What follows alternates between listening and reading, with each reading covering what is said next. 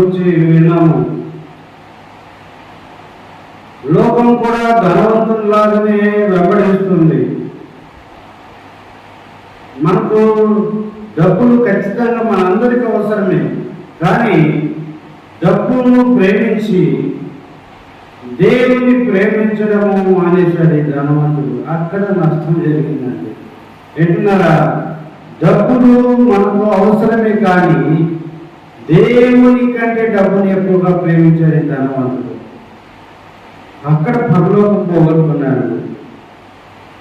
అక్కడ పరలోకాన్ని పోగొట్టుకున్నాడు.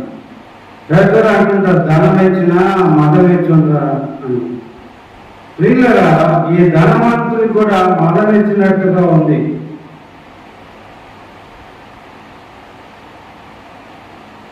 ధనవంతుడు అక్కడ ఊరుగారను, బట్టలను, సన్నపు నార వస్త్రములను ధరించుకొని ప్రతిదినము బహుగా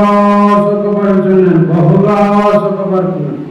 అంటే మన భాషలో ఇప్పుడు చెప్పాలంటే ఎంజాయ్ చేస్తున్నానండి. వీళ్ళలా దయచేసి గమనించండి. డబ్బు మనకు అక్కర్లేదని వాక్యం చెప్పడం లేదు, కానీ దేవుని నువ్వు మర్చిపోకూడదు అనేది దేవుని వాక్యం చూస్తుంది.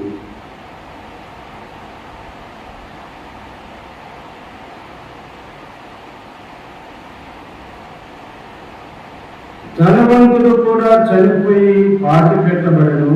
అప్పుడు అతడు పాపాలలో బాధపడుచు కన్నులెత్తి దూరం నుండి అబ్రహాము అతని రోమును ఆనుకొని లాజరును చూసి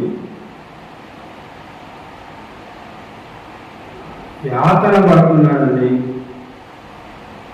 ఏంటండి? అగ్నిగుండంలో కాలిపోయి యాతన పడుతున్నాడు. ఎందుకంత దౌర్భాగ్యమైన స్థితి వచ్చినట్టు ప్రియులారా, దయచేసి గమనించండి. డబ్బును వెంబడిస్తున్నా మీకు దేవుడు ఈరోజు మాట్లాడుతున్నాడు. నువ్వు డబ్బును వెంబడించే వ్యక్తులైతే ఈరోజు జాగ్రత్తగా విను. దేవుడు నీతో మాట్లాడుతున్నాడు. దేవుని వెంబడిస్తున్నావా, లేక దేవుని పూర్తిగా వదిలిపెట్టి డబ్బుని వెంబడిస్తున్నావు? ఇది ఆలోచన చేసుకో. ఈరోజు జాగ్రత్తగా ఆలోచన చేసుకో. దేవుని విడిచిపెట్టి డబ్బుని వెంబడిస్తున్నావా? నువ్వు డబ్బు సంపాదించుకోవచ్చేమో, కానీ నీకు పరలోకం రాదు. డబ్బు సంపాదించుకోవచ్చేమో, కానీ నీకు మంచి ఆరోగ్యం రాదు. డబ్బు నువ్వు సంపాదించుకోవచ్చేమో, కానీ నీ కష్టాలు తొలగిపోవు. డబ్బులు నీవు సంపాదించుకోవచ్చేమో, కానీ శ్రమలు నీవు డబ్బులో పోవు.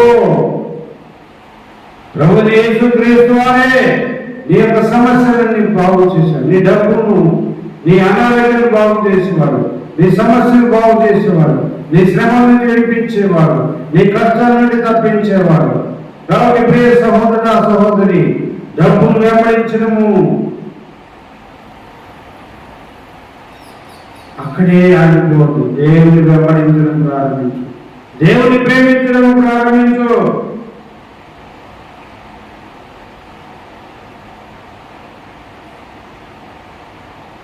అంతేకాక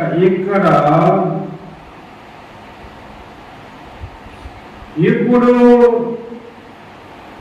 వాడు ఇక్కడ నెమ్మది పొందుతున్నాడు, నీవు యాతన పడుతున్నావు. అక్కడ పరలోకంలో నెమ్మదిగా ఉన్నాడండి.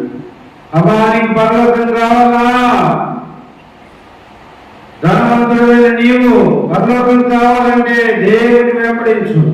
నీవు ధనవంతుడిని, దేవుడు నిన్ను దీవించాడు, కానీ దేవునికి సేవకుడికి ఏదైనా సహాయం చేస్తున్నావా? దేవుని పనికి నువ్వు సహాయం చేస్తున్నావా? అయ్యా, దేవుని సేవకుడు ఒక సేవకుడిని నువ్వు పోషిస్తున్నావా? అయ్యా, ఓ దైవజనుడా, నీవు మంచి సేవ చేస్తున్నావు, నేను నీకు అండగా ఉంటాను, నీకు తోడుగా ఉంటాను, నీకు అన్ని విషయాలు నేను సపోర్ట్ గా ఉంటాను, నీ ఫ్యామిలీకి కావాల్సినంత ఏర్పాటు నేను చేస్తాను.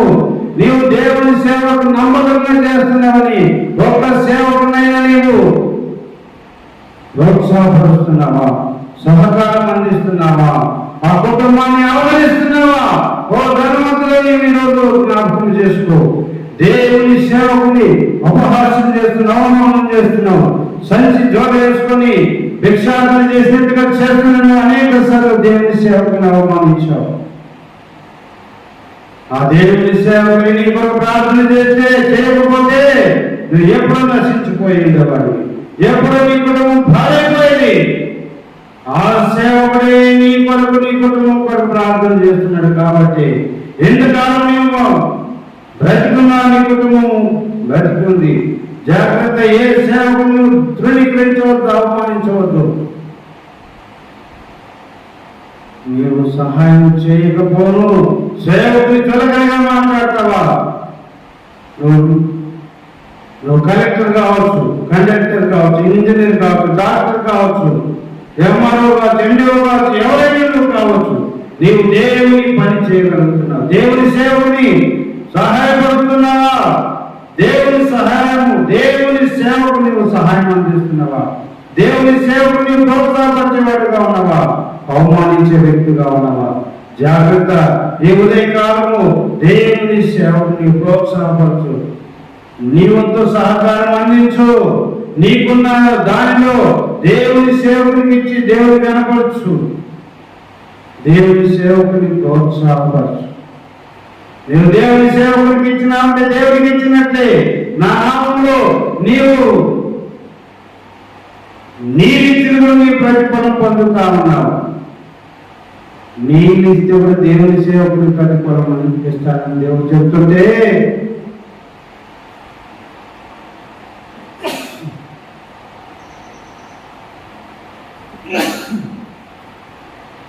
దేవుని సేవకునికి ఆర్థికంగా సహాయం చేయకపోను నువ్వు అవమానిస్తావా? నీ రీతిని ప్రతిఫలం ఇస్తున్న దేవుడు నీతో మాట్లాడుతున్నాడు. దేవుని సేవకునికి ఆర్థిక సహాయం అందించు. ఆ కుటుంబానికి ప్రోత్సాహపరచు. ఆ సేవకుని సేవలో ప్రోత్సాహపరచు. దేవుడు నీ కుటుంబాన్ని దీవిస్తాడు. ప్రభువా, నీకు ఇప్పుడు ఎంతో మంది ఎంఆర్ఓ, ఎండిఓ, కలెక్టర్లు, ఎస్పీలను, సిఐలను, డిఎస్పీలుగా చేసిన ప్రభా నీ పదన వారందరినీ ప్రేరేపించు. నీ సేవకు సహాయకులుగా వారిని లేపండి. ఏ పరిశుద్ధ నామములో అడుగుతున్నాము తండ్రి. ఆమేన్. అందరికీ వందనాలు.